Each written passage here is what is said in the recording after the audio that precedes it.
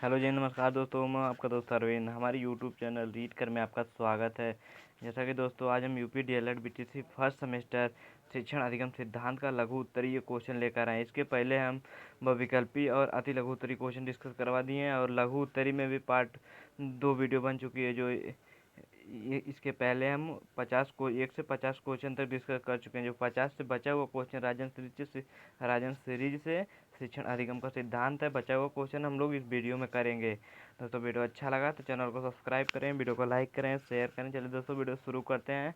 देखते हैं हम लोगों का किस टाइप से शिक्षण अधिगम के सिद्धांत में क्वेश्चन आगे पूछा गया है, हम लोग अपने सेमेस्टर एग्जाम में कैसे लिख सकते हैं। ठीक है दोस्तों, चलिए वीडियो शुरू करते हैं। तो हम लोगों का 51 नंबर का क्वेश्चन दिया गया है। रुचिपूर्ण शिक्षण किसे कहते हैं? कक्षा में बच्चों की रुचि बनाए रखने हेतु किन किन विधियों का प्रयोग करेंगे और कैसे करेंगे। इसी चीज़ को हम लोग लघु उत्तरीय 2 नंबर का क्वेश्चन रहता है, उसको हम लोग कैसे लिखेंगे। तो हम जैसे रुचिपूर्ण शिक्षण किसे कहते हैं? रुचिपूर्ण शिक्षण शिक्षण की नवीन विधा है। रुचिपूर्ण शिक्षण वह शिक्षण है जिसमें बालकों के रुचि तथा आवश्यकताओं के अनुसार खेल खेल में शिक्षा दी जाती है। रुचिपूर्ण शिक्षण कहलाता है। जैसे जिस प्रकार से बच्चे का मन कहे उसी तरह से ही शिक्षा देना ही रुचिपूर्ण शिक्षण कहलाता है। अब इसके उद्देश्य क्या है? जैसे खेल खेल में बच्चों की प्रतिभा तथा कौशल का विकास करना, बच्चों में सृजनात्मक विकास करना। बच्चों में सृजनात्मक विकास का मतलब होता है बच्चा जो पहले से जानता हुआ है उसमें ध्यानपूर्वक आगे कुछ और जोड़ के नवीन कार्य करे उसमें, तो ये सृजनात्मक कहलाता है। विद्यालय परिवेश में आकर्षक तथा मनोरंजक बनाना, इस तरीके से रुचिपूर्ण। अब रुचिपूर्ण शिक्षण के कई विधि है। जैसे खेल विधि हो गया, बाल केंद्रित करके सीखना। तो हम लोग पॉइंट वाइज अलग अलग देखते हैं रुचिपूर्ण शिक्षण को हम लोग कैसे और तरीके से लिख सकते। जैसे खेल विधि द्वारा शिक्षण कार्य, जैसे बच्चों को सबसे अच्छा खेलना ही पसंद है, अतः बालकों को यदि खेल खेल में शिक्षा दी जाए तो बच्चे उसे रुचिपूर्ण ग्रहण करेंगे, जिससे उनका सर्वगुण पूर्ण रूप से विकास होगा। अब दूसरा हम लोगों का बाल केंद्रित शिक्षण। बाल केंद्रित शिक्षण में हम लोग क्या लिख सकते हैं? जैसे बाल केंद्रित शिक्षा में शिक्षा का केंद्र बिंदु बालक होता है। इसी प्रकार की व्यवस्था में शिक्षण कार्य बालकों की रुचि के अनुसार किया जाता है। बालक शिक्षा में बच्चों बहुत ही मनोरंजक भाव से शिक्षा ग्रहण करते हैं, क्योंकि बाल केंद्रित होता है, बालक के अनुसार शिक्षा दी जाती है। अब अगला करके सीखने का विधि, तो बच्चे में करके सीखने की योग्यता का विकास करने में बच्चे रुचिपूर्ण शिक्षा ग्रहण करते हैं एवं सक्रिय रहते हैं, क्योंकि बच्चों को खुद करके सीखना, जैसे फिजिक्स विषय में, विज्ञान विषय में हम लोग प्रयोग करते हैं, बच्चे खुद करते हैं तो उसमें वो सीखने में रुचि लेते हैं। तो अगला क्वेश्चन हम लोग किस टाइप से पूछा जा सकता है? जैसे हम लोगों का क्वेश्चन पूछा जा सकता है, जैसे शिक्षण अधिगम सामग्री से आप क्या समझते हैं? शिक्षण में दृश्य उपकरणों की उपयोगिता को स्पष्ट कीजिए। जैसे शिक्षण सामग्री में क्या होगा? शिक्षण सामग्री में जैसे हम लोग अध्यापक जैसे सैंपल का उपयोग करता है, अलग अलग वस्तुओं का उपयोग करके शिक्षा प्रदान करता है। जैसे शिक्षण अधिगम सामग्री से तात्पर्य उस सामग्री से जिसका प्रयोग बालकों को ज्ञानेंद्रिय सक्रिय हो जाती है। शिक्षण सामग्री सभी बालकों की शिक्षा के लिए उपयोगी है। छोटे बालकों की शिक्षा में इसके महत्व को प्रत्येक शिक्षा शास्त्री ने एक मत होकर स्वीकार किया है। शिक्षण में दृश्य उपकरणों की उपयोगिता क्या है? जैसे शब्दावली में वृद्धि, ज्ञात से अज्ञात की ओर, सूक्ष्म से स्थूल की ओर, सरल से कठिन की ओर, यही हम लोगों का शिक्षण अधिगम सामग्री में पढ़ना है। शिक्षण अधिगम दृश्य उपकरणों की उपयोगिता में, ठीक। हम लोग तो पहला शब्दावली में वृद्धि है। दृश्य सामग्री सामग्री के द्वारा बालकों की शब्दावली में वृद्धि होती है। इस कारण यह कि चलचित्र का प्रयोग करते समय वे नए नए शब्दों को सुनते तथा ग्रहण करते हैं। अब इसमें आगे हम लोग देखते हैं, जैसे हम लोगों का शिक्षण में कुशलता है। शिक्षण में कुशलता जैसे दृश्य सामग्री का प्रयोग करके शिक्षण में कुशलता आती है, जिससे शिक्षण और अधिक प्रभावशाली बन जाता है। उसी के अंदर प्रत्यक्ष अनुभव क्या है? प्रत्यक्ष अनुभव क्या? जैसे दृश्य सामग्री द्वारा शिक्षार्थी को कैसे शिक्षा दी जाती है? तो प्रत्यक्ष अनुभव प्राप्त होते हैं, जिसे पाठ्य वस्तु या सक्रिय को हम अनुभव नहीं कर सकते हैं, उनको चित्र तथा फिल्म की सहायता से स्पष्ट कर सकते हैं। अब संग्रहण क्षमता क्या है? दृश्य साधनों द्वारा पूर्व ज्ञान को सुनिश्चित रख सकते हैं, जैसे किसी घटना का प्रक्रिया को फिल्म में संग्रहित कर शैक्षिक कार्यक्रमों को वीडियो टेप पर सुरक्षित रख सकते हैं इस तरीके से। अब रुचि साधन क्या है? रुचिकर साधन जैसे शिक्षण दृश्य सामग्री एक रुचिकर साधन है। इसका प्रयोग करके शिक्षण अधिगम प्रक्रिया को रुचिकर बनाया जाता है। इससे छात्र में सक्रियता आती है और अधिगम अस्थायी होता है। इनका प्रयोग शिक्षण के एक सरता को दूर करने के लिए प्रयोग किया जाता है रुचिकर का। अब अमूर्त से मूर्त की ओर क्या है? विभिन्न विषयों में कई कल्पनाएं सूक्ष्म स्तर में अमूर्त रूप में होती हैं। इन कल्पनाओं को मूर्त रूप में प्रस्तुत करने में छात्रों द्वारा प्राप्त ज्ञान स्पष्ट एवं अस्थायी होता है, जिसे शिक्षार्थी अधिक समय तक याद रखता है। अगला हम लोगों का मनोवैज्ञानिक सिद्धांतों पर आधारित। जैसे इसमें जो जो इम्पोर्टेंट लगे आप लोग उसी को अपने सेमेस्टर एग्जाम में, इतना अगर लंबा लिखना लगेंगे आप लोग तो समय बहुत ज़्यादा हो जाएगा। इसलिए हम लोगों को मेन पॉइंटों का अपने सेमेस्टर एग्जाम में उपयोग करना है। जैसे सक्रियता, बच्चे को कैसे सक्रिय करना है। छात्र जब स्वयं करके देखते हैं तो पाठ्य पुस्तक अधिक स्पष्ट हो जाती है। दृश्य साधनों के कुछ सिद्धांतों पर आधारित होने पर भी इसमें छात्रों की सहभागिता भी हो सकती है। जैसे किसी वस्तु का मॉडल पेपर तैयार करने में छात्रों को सहभागिता हो सकती है। इस प्रकार की गतिविधियों से छात्र उत्साहित होकर शिक्षण अधिगम प्रक्रिया को सक्रिय में भाग लेते हैं। अगला क्वेश्चन किस टाइप से पूछा जा सकता है? जैसे शिक्षण अधिगम में मानचित्र की उपयोगिता बताइए। तो शिक्षण अधिगम में मानचित्र का प्रयोग करके हम दिशा को ज्ञान दे सकते हैं बालक को, और उसमें अलग अलग स्थानों को बता सकते हैं। इसी तरीके से हम बच्चों को मानचित्र के द्वारा ज्ञान दे सकते हैं। अब इसमें लिख कैसे सकते हैं? शिक्षण में मानचित्रों का विशेष महत्व है। वस्तुतः मानचित्र पृथ्वी का प्रतिनिधित्व करता है। मानचित्र में पृथ्वी या उसके किसी भाग को एक निश्चित मापक पर वहाँ के दृश्य भूमि के कुछ निश्चित लवणों में संग्रहित प्रस्तुत किया जाता है। संपूर्ण पृथ्वी या उसके विभिन्न भागों को कक्षा में नहीं लाया जा सकता है और न ही क्षेत्र भ्रमण करके सिखाया जा सकता है। केवल मानचित्र के माध्यम से उसे छात्रों के सम्मुख प्रस्तुत किया जा सकता है। यह कहना उचित होगा कि मानचित्र की मदद से पूरी दुनिया को कक्षा में लाया जा सकता है और उसका अध्ययन किया जा सकता है। इस तरीके से हम लोग शिक्षण अधिगम में मानचित्र की उपयोगिता को लिख सकते हैं। और दूसरे रूप में लिख सकते हैं, जैसे सहायक सामग्री के रूप में मानचित्र के अध्ययन के साथ ही मानचित्र एवं रेखा मानचित्र की भिन्नता को जान लेना चाहिए। किसी स्थान विशेष तक पहुंचने या किसी अन्य प्रयोजन से किसी ऐसे मानचित्र को बनाते हैं जिसमें पैमाने का प्रयोग न किया गया हो, परंतु अन्य स्थलों, मार्गों आदि को निर्धारित भू चिन्हों से व्यक्त किया गया हो। इस तरीके से हम लोग मानचित्र को अपने शिक्षण अधिगम में बच्चों को बता सकते हैं और अपने सेमेस्टर एग्जाम में लिख सकते हैं। अब अगला क्वेश्चन हम लोग से पूछा जा सकता है। जैसे अगला क्वेश्चन हम लोग को पूछा गया, व्याख्या युक्ति से आप क्या आशय है? इसके गुण एवं दोषों का वर्णन कीजिए। व्याख्या विधि द्वारा जैसे किसी चीज को स्पष्ट रूप से बताई जा सकती है। Meaning of literature method. अब हम लोग कैसे लिख सकते हैं? जैसे निर्देश की सबसे पुरानी युक्ति व्याख्या है। प्राचीन काल में जब पुस्तकें हुआ नहीं करती थी तो व्याख्या के द्वारा ही बच्चों को ज्ञान दिया जाता था। लेकिन हस्तलिपि सामग्री भी उपलब्ध नहीं, उस समय हस्तलिपि सामग्री भी उपलब्ध नहीं, तब व्याख्या से ही शिक्षण कार्य किया जाता था। आज व्याख्या का रूप कॉलेजों में काफ़ी विस्तृत रूप से दिखाई देता है। उच्च कक्षाओं में संपूर्ण छात्र केवल विषय के सीमित ज्ञान से ही संतुष्ट नहीं हो पाते हैं, बल्कि व्याख्या देने ही उनके लिए पर्याप्त नहीं। व्याख्या के साथ साथ आवश्यक है कि उनकी जिज्ञासा हेतु प्रश्न किए जाएं तथा श्रव्य दृश्य सामग्री का प्रयोग किया जाए। व्याख्या से तात्पर्य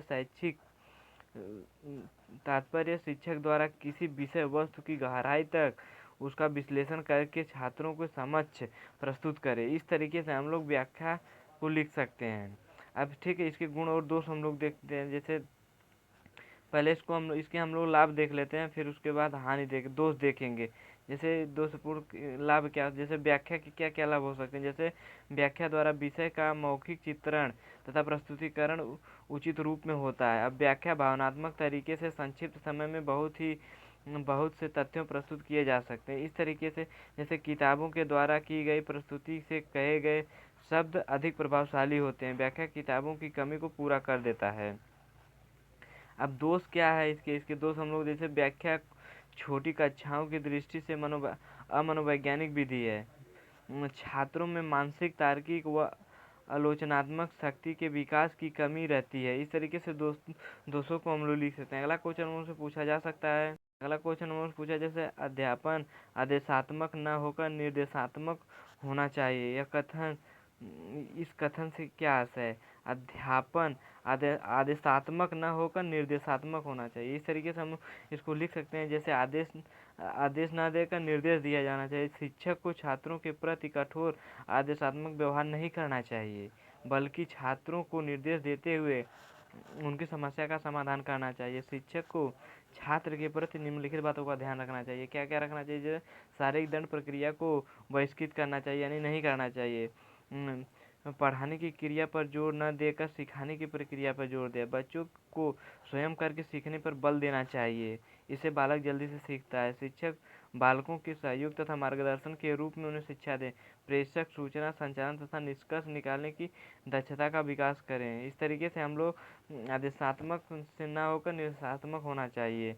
अब अगला क्वेश्चन हम लोगों को पूछा जा सकता है जैसे स्थूल से सूक्ष्म की ओर शिक्षण सूत्र का अभिप्राय। जैसे स्थूल से सूक्ष्म की ओर का अभिप्राय, जैसे पहले मूर्त रूप, जैसे हम स्थूल को पहले एकदम शुरू से किसी बच्चों को किसी का ज्ञान कराना है, अब फिर उसके जैसे गिनती को सिखाएं 0 1 2 3 इस तरीके से चाहें, फिर उसको जोड़ घटाना गुणा भाग, जैसे 2 3 5 इस तरीके से 9 धन 1 बराबर 10 इस तरीके से यह सूक्ष्म होता है, ये स्थूल होता है। जो एकदम 0 होता है उसे स्थूल कहते हैं। अब कैसे लिख सकते हैं हम लोग अपने समझ टाइम, जैसे इसे मूर्त से अमूर्त की ओर सूत्र भी कहते हैं। आरंभ में बालक सूक्ष्म को नहीं समझता, पहले वह स्थूल का ज्ञान प्राप्त करता है। हम जो कुछ देखते हैं स्पष्ट करते हैं, इन ज्ञानियों से अनुभव करते हैं कि वह सभी स्थूल है। स्थूल उन्हीं वस्तुओं से संबंधित विचार है। बालक जो ज्ञान प्राप्त करता है उसका इंद्रियजनित अनुभव। सूक्ष्म का ज्ञान श्रेष्ठ अवश्य है, लेकिन विद्यार्थी उसे सरलता से ग्रहण नहीं कर पाता। अतः विषयों को उसके सामने स्थूल रूप में रखना चाहिए। स्थूल के आधार पर आधार मानकर अध्यापक धीरे धीरे सूक्ष्म की ओर जाता है और नेत्र स्पर्श घृणा कर्ण स्वाद इंद्रियों से संबंधित पदार्थ स्थूल पदार्थ कहे जाते हैं। जर्मनी के प्रसिद्ध वैज्ञानिक पेस्टालॉजी ने कहा है इस बात को। ठीक, इस तरीके से हम लोग सूक्ष्म से स्थूल की ओर लिख सकते हैं। दोस्तों अगला क्वेश्चन हम लोग से किस टाइप से पूछा जा सकता है? क्वेश्चन हम लोग से पूछा जा सकता है अपेक्षित अधिगम स्तर की प्राप्ति हेतु किए गए प्रयासों को समझाइए। अपेक्षित मतलब अपेक्षा की जाती है, अधिगम मतलब सिखाना, स्तर मतलब उपलब्धि होता है। इस तरीके से हम लोग समझ के अपने इस क्वेश्चन का उत्तर लिख सकते हैं। जैसे पुनर्बलन का अर्थ पुनः बल देना, अर्थात छात्रों के सफल प्रयासों को प्रेरित व उत्साहित करने के लिए उनकी प्रशंसा करना। पुनर्बलन मानसिक रूप से छात्रों को प्रोत्साहित करने की कला है, जिसका प्रयोग प्रत्येक शिक्षक को आवश्यकतानुसार एवं अनिवार्य रूप से करना चाहिए। वह शिक्षण अधिगम प्रक्रिया को प्रभावशाली तथा रुचिकर आनंदमयी सुगमता बनाने हेतु दृष्टिकोण से महत्वपूर्ण है। अपेक्षित अधिगम स्तर। अब और हम इसमें कैसे लिख सकते हैं, जैसे निर्धारित पाठ्यक्रम को छात्रों तक पहुंचाने के लिए शिक्षक शिक्षण के अतिरिक्त विभिन्न क्रियाकलापों का आयोजन करता है और बच्चों को विषयवार निर्धारित दक्षताओं में कुशल बनाता है।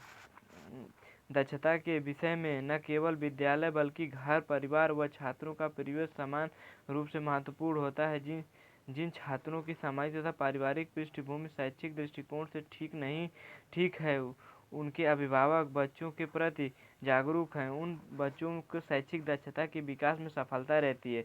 इस तरीके से हम लोग अपेक्षित अधिगम स्तर की प्राप्ति को लिख सकते हैं। अगला क्वेश्चन मुझसे पूछा जा सकता है, से पूछा जा सकता है पूर्ण से अंश की ओर शिक्षण सूत्र किसे कहते हैं? जैसे पूर्ण का मतलब होता है जैसे किसी चीज का पहले ऊपर ज्ञान करा दिया जाए फिर उसके अंदर के ज्ञान कराना है पूर्ण से अंश की ओर। जैसे आप लोग एक पेड़ को समझ लेते हैं, ठीक, पहले इस बच्चे को एक पेड़ दिखा दीजिए, फिर उसके पेड़ के अंदर की शाखा, तना, जड़, पत्ती के बारे में बताना। पहले पूर्ण पेड़ दिखा दिए, पूर्ण हो गया। अंश मतलब उसके अंदर की पेड़, पत्ती तथा तना, जड़, इसको बताना ही अंश हो गया। इसी तरीके से पूर्ण से अंश की ओर शिक्षण सूत्र को हम बालक को बता सकते हैं और अपने सेमेस्टर एग्जाम में लिख सकते हैं। और अगला क्वेश्चन हम लोगों से किस टाइप से पूछा जा सकता है, जैसे व्याख्यान प्रविधि का प्रमुख उद्देश्य क्या है? यह विधि किस स्तर की कक्षाओं में उपयुक्त मानी जाती है? व्याख्या, तो हम लोग लिख सकते हैं जैसे इन्हें प्रभुत्ववादी शिक्षण विधि माना जाता है। निर्देशन की सबसे पुरानी विधि व्याख्या विधि है। व्याख्या का रूप कॉलेजों में काफ़ी विस्तृत रूप में दिखाई देता है। उच्च कक्षाओं में सभी छात्र केवल विषय के सीमित ज्ञान को ही संतुष्ट नहीं बल्कि उन्हें पूरा अच्छे तरीके से स्पष्ट रूप से व्याख्या का ज्ञान करना।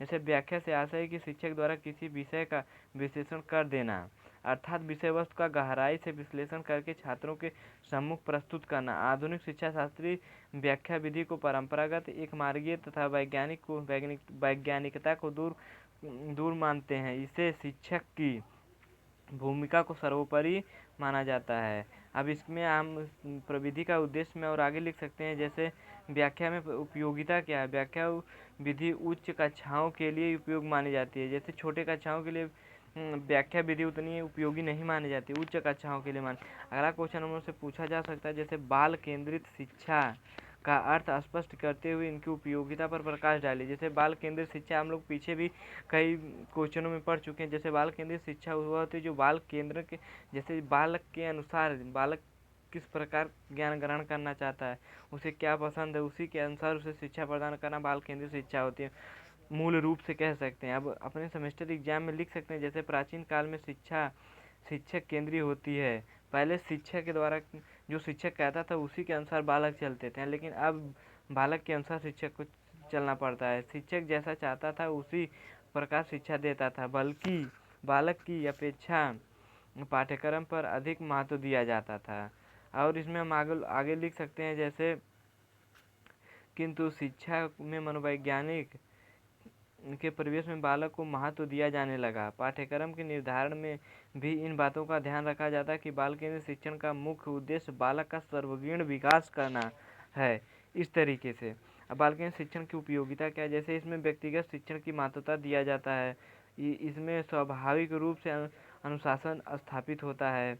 बालक के द्वारा स्वयं किए गए कार्यों एवं उसके मानसिक संतुष्टि प्राप्त होती है। अब अगला क्वेश्चन मुझसे पूछा जा सकता है जैसे अध्यापक की मुख मुद्रा एवं हाव भाव का कक्षा शिक्षण में क्या प्रभाव पड़ता है, सार्थक उदाहरण द्वारा स्पष्ट की। जैसे अध्यापक अगर गुस्से या क्रोधित में होकर शिक्षार्थी को अगर शिक्षा देता है तो बालक पर बहुत बुरा प्रभाव पड़ता है। ठीक, इसी को मुद्रा तथा हाव भाव को हमको बताना है कैसे अध्यापक को शिक्षा देना चाहिए। जैसे अध्यापक की मुख मुद्रा, नयन तथा संकेत, सिर हिलाना, सकारात्मक रूप से या नकारात्मक रूप से हस्त मुद्रा आदि हाव भाव प्रकट करने के लिए, अशाब्दिक संकेत भावनाओं को प्रकट करने के लिए। कभी कभी शाब्दिक कथन इतना प्रभावशाली नहीं होता है जितना हाव भाव। हर्ष विवाद के भावों को व्यक्त करते समय शिक्षक के चेहरे पर वैसे ही हाव भाव होने चाहिए। जिस तरह की चीज़ बता रहा है उसी तरीके से उसके चेहरे का हाव भाव होना चाहिए। अब अगला क्वेश्चन मुझसे पूछा जा सकता है पुनर्बलन का अर्थ बताते हुए इसकी उपयोगिता तथा रेखांकित कीजिए। पुनर्बलन जैसे किसी चीज़ पर पुनः बल देना ही पुनर्बलन कहलाता है। जैसे पुनर्बलन शब्द स्किनर वैज्ञानिक द्वारा दिया गया है। शब्द आनंदवादी सिद्धांत पर आधारित है। यह अधिगम के मनोविज्ञान पर आधारित पुनर्बलन के अंतर्गत वे सभी संक्रियाएं तथा तथ्य आते हैं जिनसे विवश होकर छात्रों को क्रियाएं करनी पड़ती है। इसके अंतर्गत व्यक्ति वांछित व्यवहार को दोहराता तथा अवांछित व्यवहार को दूर करता है। पुनर्बलन सीखने की एक आवश्यक प्रविधि है। पुनर्बलन में उन उद्दीपनों का प्रयोग करते हैं जिनके प्रस्तुतिकरण अथवा हटाने से किसी अनुक्रिया के हो जाने का संभावना बढ़ जाती है। इस तरीके से हम पुनर्बलन को लिख सकते हैं। अगला क्वेश्चन मुझसे पूछा जा सकता है जैसे उत्तम शिक्षण सामग्री के अंतर्गत बिना लागत की सामग्री से आप क्या समझते हैं। इसी से बिना लागत सामग्री को हम लोग कैसे लिख सकते हैं। दूसरे टाइप से पूछा जाए उपचारात्मक शिक्षण से आप क्या समझते हैं। मंदबुद्धि छात्रों के लिए किस प्रकार के उपचारात्मक शिक्षण का प्रयोग किया जाए। बिना लागत की शिक्षण सामग्री का अर्थ ऐसी सामग्री से है जिसको बनाने के लिए कोई खर्च ना लगता। ऐसी सामग्री के निर्माण के लिए आप अपने आसपास की उन चीज़ों का प्रयोग करते हैं जिनका कोई उपयोग नहीं होता हो तथा जो बेकार की वस्तुओं के श्रेणी में आ जाती हैं। शिक्षक को चाहिए कि ऐसे ही शिक्षण सामग्री का निर्माण करे तथा बच्चों को ऐसे ऐसी ही शिक्षण सामग्री के निर्माण हेतु प्रेरित करे कि जिसमें उनमें सृजनात्मक विकास हो जा सके, ताकि उसमें उसमें किसी ज्ञान को प्राप्त करने के बाद उसे नवीन ज्ञान में जोड़कर उसे आगे वृद्धि कर सके। अब अगला क्वेश्चन उनसे पूछा जा सकता है, उपचारात्मक शिक्षण किसे कहते हैं?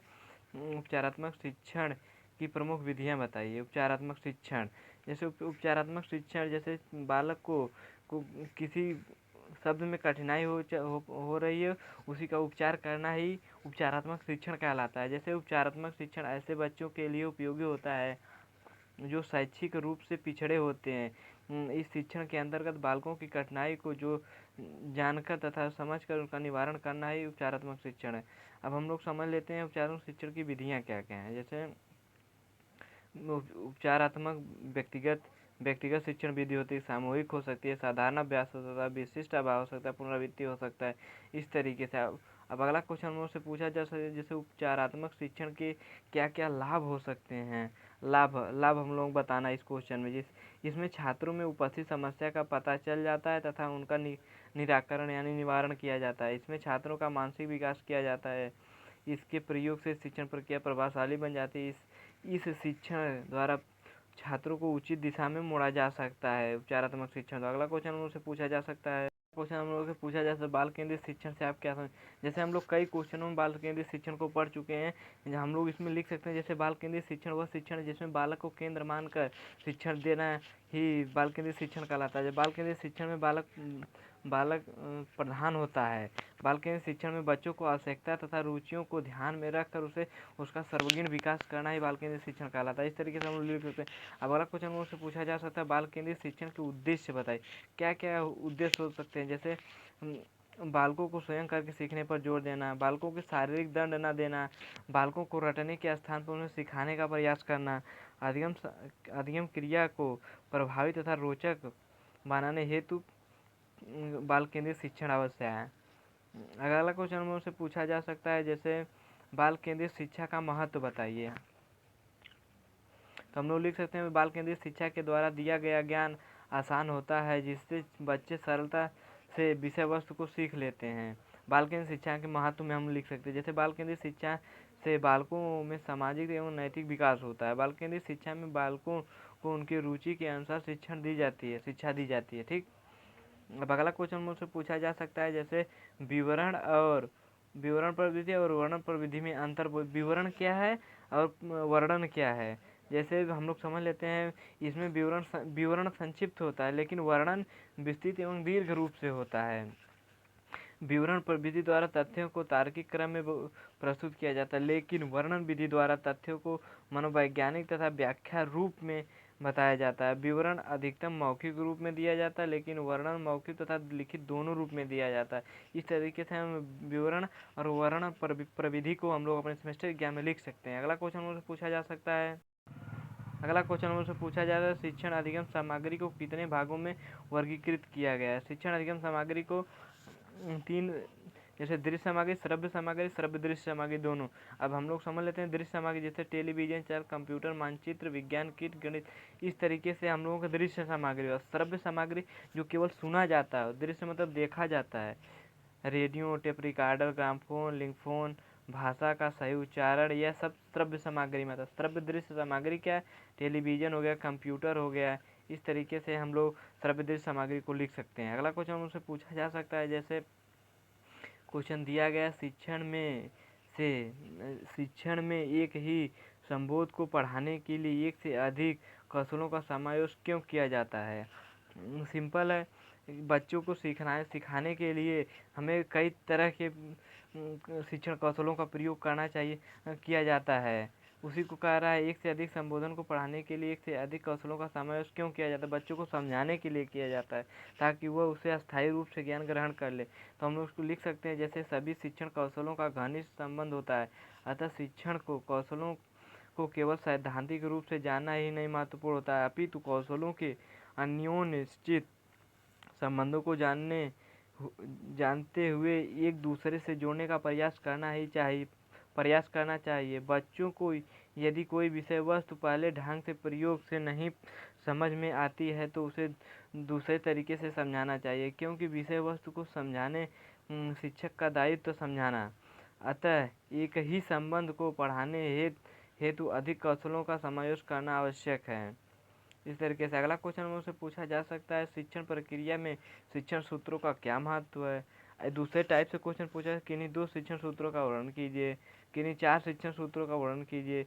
जैसे हम लोग पीछे पढ़ चुके हैं शिक्षण सूत्रों का, जैसे ज्ञात से अज्ञात की ओर, जैसे शब्द से स्पष्ट हो रहा है ज्ञात, जैसे बालक को कोई चीज़ ज्ञात हो उसमें उसी के आगे जोड़कर उससे ज्ञान प्राप्त करना ज्ञात से अज्ञात की ओर कहलाता है। हम आप लोगों को कई बार बता चुके हैं, इस बारे में एक बार समझ लीजिए। जैसे कोई बालक किसी ज्ञान को जानता है, उसी ज्ञान को जोड़कर अगले ज्ञान प्राप्त करना ज्ञात से अज्ञात की ओर कहलाता है। अब लिख कैसे सकते हैं, इस शिक्षण के सूत्र के अंतर्गत बालक जो कुछ भी पहले जानता हो उसके आधार मानकर उन बातों को बताया जाना जो वह नहीं जानता है। जैसे बच्चों को जोड़ बताना, तो उन्हें गिनती बताते हुए जोड़ को बताना। इस तरीके से अगला हम लोगों का जैसे स्थूल से सूक्ष्म की ओर, स्थूल से सूक्ष्म की ओर, जैसे बालक कुछ नहीं जो जानता है उसे, जैसे मान लीजिए गिनती होगा या ABCD होगा, ABCD इस तरीके से ABCD इस तरीके से जेड तक हम लोग सिखाएंगे।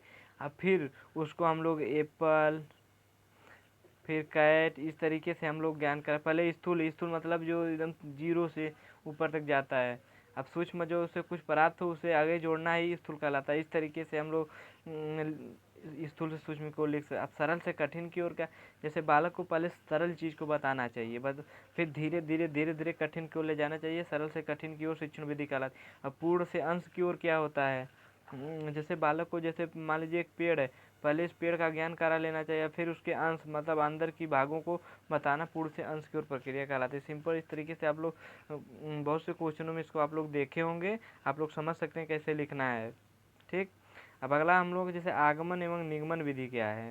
अब इसको हम लोग समझ लें। आगमन निगमन विधि के अंतर्गत किसी विशिष्ट वस्तु के निरीक्षण द्वारा हम तथ्य के सामान्य सत्य तथा अथवा सिद्धांत की ओर आगे बढ़ते हैं।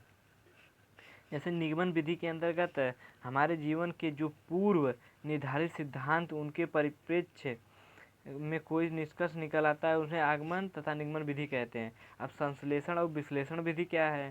संश्लेषण विश्लेषण विधि के अंतर्गत सर्वप्रथम तथ्यों को एकत्रित करते हैं जिससे वस्तु की वास्तविक स्थिति ज्ञात की जा सके।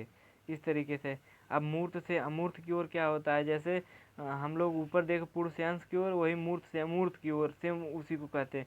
इस विधि के अंतर्गत छात्रों को सर्वप्रथम किसी वस्तु को मूर्त रूप में दिखाकर, जैसे किसी वस्तु को उसे सामने दिखाकर फिर उसके अंदर का ज्ञान कराना, फिर उसके अंशों की बात की जाती है, दिखाई नहीं देती, जो दिखाई नहीं देती उसके अंदर की होती है, उन्हें मूर्त से अमूर्त की ओर शिक्षण सूत्र कहते हैं। इस तरीके से हम लोग लिख सकते हैं।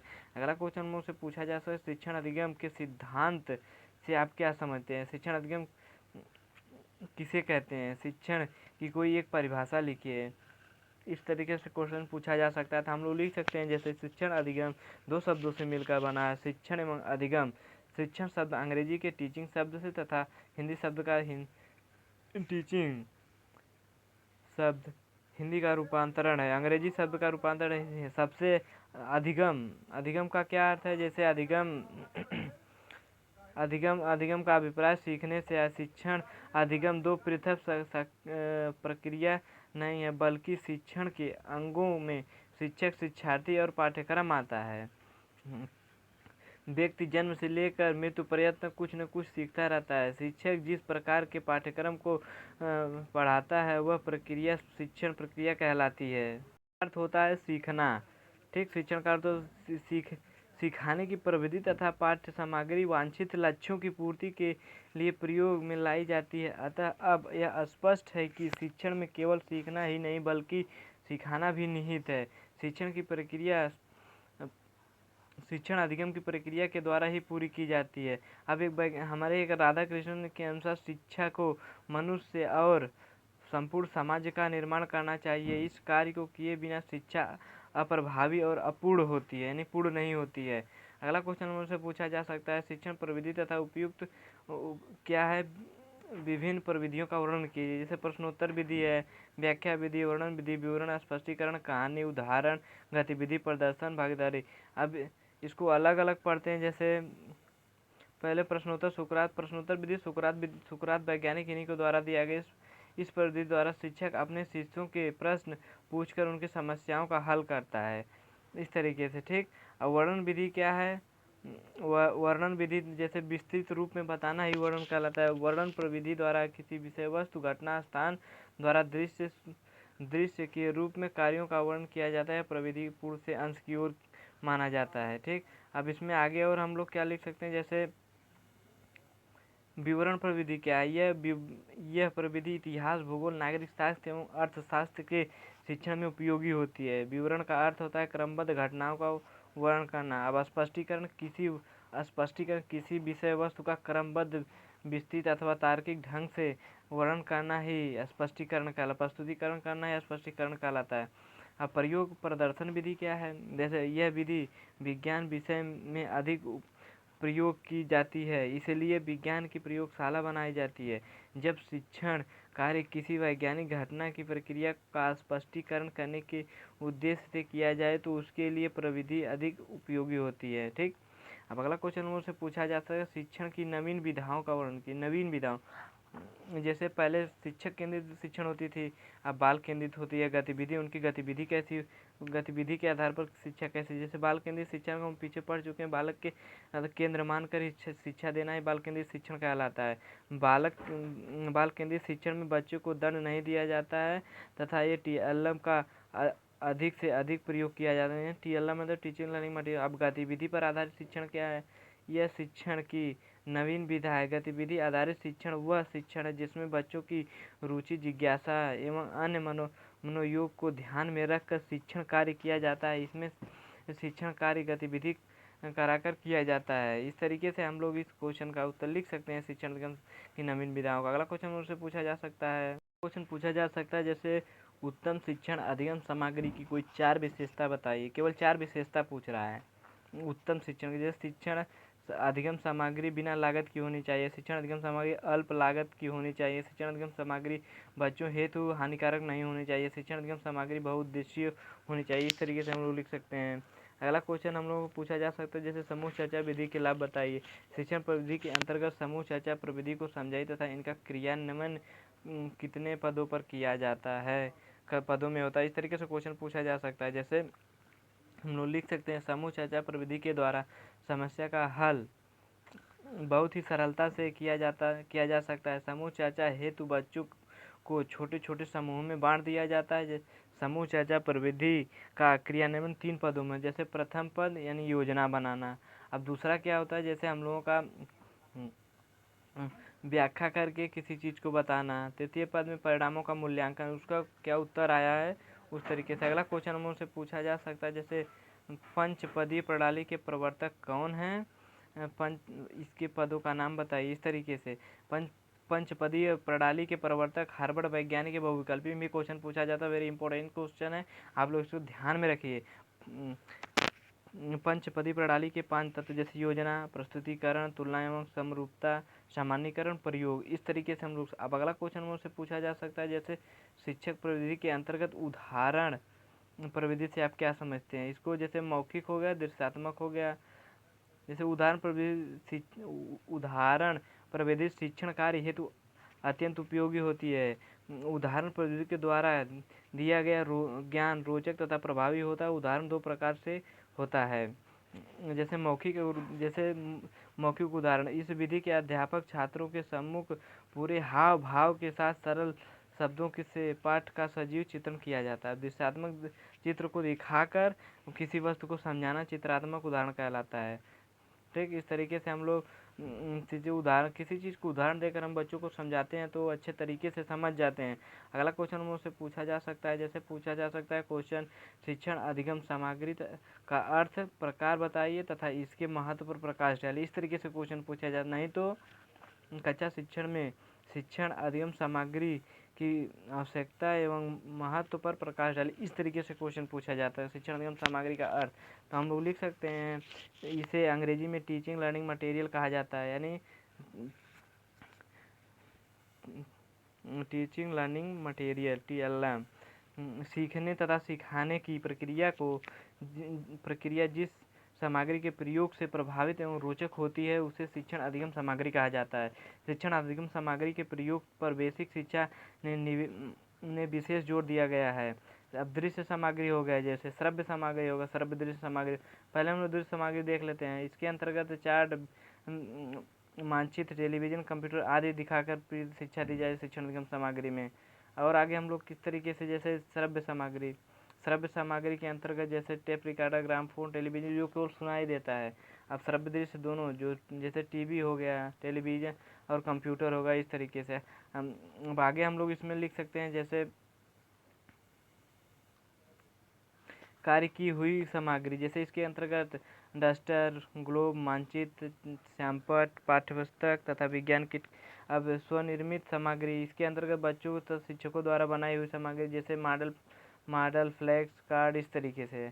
अब प्रकृति या परिवेश से उपलब्ध शिक्षण सामग्री क्या हो सकती है, जैसे पेड़ पौधे, तालाब, कुआं, इस तरीके से उनके द्वारा उदाहरण मारकर किसी चीज़ को समझाना। शिक्षण अधिगम सामग्री की आवश्यकता एवं महत्व, जैसे शिक्षण अधिगम सामग्री के द्वारा कक्षा शिक्षण रोचक एवं प्रभावी होता है। शिक्षण अधिगम सामग्री के द्वारा दिया गया ज्ञान अस्थायी होता है। शिक्षण अधिगम सामग्री के प्रयोग से बच्चों तथा अध्यापक दोनों ही सक्रिय होते हैं। शिक्षण अधिगम सामग्री के प्रयोग से बच्चों को करके सीखने की योग्यता का विकास होता है। शिक्षण अधिगम सामग्री से बच्चों को वैज्ञानिक दृष्टिकोण का विकास होता है। इस तरीके से अगला क्वेश्चन मुझसे पूछा जा सकता है, जैसे शिक्षण अधिगम सामग्री के प्रयोग में शिक्षक किन किन बातों का ध्यान रखना चाहिए ताकि वह बच्चों के हित में सही हो। तो हम लोग लिख सकते हैं, यह बिना लागत या कम लागत का होना चाहिए, विषय वस्तु से जुड़े होना चाहिए, इसे आकर्षक होना चाहिए, सीखने में उत्प्रेरणा जगाने की सक्षम होना चाहिए। यही शिक्षण सामग्री का प्रयोग शिक्षक इन्हीं बातों को ध्यान में रखकर बच्चों को शिक्षा देता है ताकि बच्चों को ज़्यादा नुकसान ना हो। अगला क्वेश्चन मुझसे पूछा जा सकता है, जैसे महात्मा गांधी का शिक्षा दर्शन का सिद्धांत बताइए, इसके अनुसार शिक्षण पद्धतियों का वर्णन कीजिए। जैसे गांधी के अनुसार शिक्षा दर्शन के सिद्धांत इस प्रकार है, जैसे 6 से 14 वर्ष तक के बच्चों को निःशुल्क शिक्षा प्रदान करना, हस्तशिल्प शिक्षा, सामाजिक शिक्षा, अनुभव द्वारा सीखना। जैसे हस्तशिल्प, बालकों की शिक्षा हस्तशिल्प पर आधारित होनी चाहिए। गांधी जी का विश्वास था कि हस्तशिल्प की शिक्षा द्वारा मानसिक तथा आत्म का सर्वोत्तम विकास होता है। और क्या क्या गांधी जी के द्वारा दिया गया, बालकों में सामाजिक शिक्षा का विकास होना चाहिए, जिससे बालक समाज में अपने आप को संतुलित कर सके। और शिक्षण पद्धति का और क्या क्या शिक्षण पद्धति, जैसे अनुभव द्वारा सीखना। गांधी जी का मत है कि ज्ञान तभी ग्रहण किया जा सकता है जब बच्चों को सीखने और उसके अनुभव करने का अवसर प्रदान किया जाए। क्रिया द्वारा सीखना, जैसे जब गांधी जी के द्वारा सीखने का पर विशेष जोर दिया जाता है, उसको सर्वगुण विकास किया जाता है। और गांधी जी के द्वारा शारीरिक अंगों का विवेकपूर्ण उपयोग किस तरीके से किया जाए। गांधी जी के अनुसार मस्तिष्क के साथ आँख, नाक तथा कान का प्रशिक्षण देना जरूरी होता है। अगला क्वेश्चन हम लोग से पूछा जाता है, जैसे शिक्षण का अर्थ महत्व बताइए। इस तरीके से क्वेश्चन पूछा जाए, शिक्षण का अर्थ क्या है, उस पर प्रकाश डालिए। इस तरीके शिक्षण, शिक्षार्थी, पाठ्यक्रम, इन्हीं 3 चीज़ों का प्रयोग किया जाता है शिक्षण में। जैसे रायबर्न के अनुसार शिक्षण एक ऐसी प्रक्रिया है जो बच्चों की शक्तियों को विकसित करने में सहायता देती है। वार्टन के अनुसार शिक्षण अधिगम हेतु दिया गया उद्दीपन, मार्गदर्शन, दिशाबोध और प्रोत्साहन है। अब इसमें हम लोग आगे लिख सकते हैं, जैसे शिक्षण का सर्वाधिक महत्वपूर्ण उद्देश्य है सीखने की प्रक्रिया को सरल, रुचिकर, व्यवहारिक एवं बोधगम्य बनाना। इस तरीके से हम लोग लिख सकते हैं शिक्षण का अर्थ में। अब अगला क्वेश्चन हम लोग, जैसे शिक्षण में महत्व हम लोग देखें, क्या क्या महत्व होता है। शिक्षण बालकों के चारित्रिक गुणों का विकास करना, शिक्षण बालकों का मानसिक विकास करना, शिक्षण के द्वारा बच्चों का स्वावलंबन की प्रवृत्तियों का विकास करना, शिक्षण द्वारा बालकों का शारीरिक विकास करना, शिक्षण बालकों में बौद्धिक क्षमता का विकास करना। इस तरीके से अगला क्वेश्चन हम लोग से पूछा जा सकता है, जैसे शिक्षण कौशलों की अवधारणा को स्पष्ट करते हुए किन्हीं 2 शिक्षण कौशलों को स्पष्ट कीजिए। नहीं तो पूछा जा सकता है, शिक्षण कौशलों से आप क्या अभिप्राय है, समीक्षा कीजिए। नहीं तो पूछा जा सकता है, शिक्षण के आधारभूत कौशलों कौन कौन से हैं, वर्णन कीजिए। तो हम लिख सकते हैं, जैसे शिक्षण वह आधार है जिससे शिक्षक शिक्षण कार्य प्रभावी तथा आसान ढंग से करता है। गेज के अनुसार शिक्षण कौशल एक निर्देश अनुदेशन क्रिया है का प्रयोग शिक्षक अपनी कक्षा में करता है। जैसे पाठ्य प्रस्तावना, प्रस्तावना का मतलब होता है जैसे बालक को जो ज्ञान पहले से प्राप्त है उसको समझ के उसके अनुसार बालक को ज्ञान प्रदान करना ही पाठ्य प्रस्तावना कौशल कहलाता है। इसमें कहानी द्वारा, कविता के महत्वपूर्ण अंश सुनाकर, प्रश्नों को सुनाकर, प्रयोगों तथा प्रदर्शन के द्वारा उसके अब अगला है प्रश्न पूछने तथा उत्तर प्राप्त करने का कौशल। यह कौशल अत्यंत ही कलात्मक है। शिक्षक द्वारा प्रश्न पूछना तथा उत्तर निकलवा लेना बहुत ही महत्वपूर्ण कला है। किसी भी कक्षा शिक्षण को प्रभावी एवं रोचक तभी बनाया जा सकता है जब शिक्षक इस प्रकार के कौशल प्राप्त कर सके। ठीक, अब आगे हम लोग लिख सकते हैं इस शिक्षण के आधारभूत कौशलों में जैसे शिक्षार्थी की सहभागिता होगी तभी कोई कार्य शिक्षार्थी शिक्षण देने की प्रक्रिया में आगे। जैसे यह शिक्षण कौशल बहुत ही महत्वपूर्ण, इस कौशल के माध्यम से शिक्षण रोचक, प्रभावी तथा आनंददायी बनाया जाता है। छात्रों की सहभागिता तो उनकी उपलब्धि स्तर बढ़ जाते हैं अगर सहभागिता रहती है तो। अब अगला क्वेश्चन, इसी पॉइंट में अगला पॉइंट है शिक्षण अधिगम सामग्री प्रयोग का कौशल क्या है। जैसे शिक्षण अधिगम सामग्री के प्रयोग से कच्चा शिक्षण रोचक बन जाता है तथा प्रभावी मानकर शिक्षण सामग्री दी जाती है। अब निष्कर्ष निकलवाने का कौशल क्या होता है। यह कौशल जिस शिक्षक में होता है उसका कक्षा शिक्षण सफल माना जाता है, क्योंकि कक्षा में प्रश्नों की चर्चा के अंत में उसका परिणाम अत्यंत महत्वपूर्ण होता है।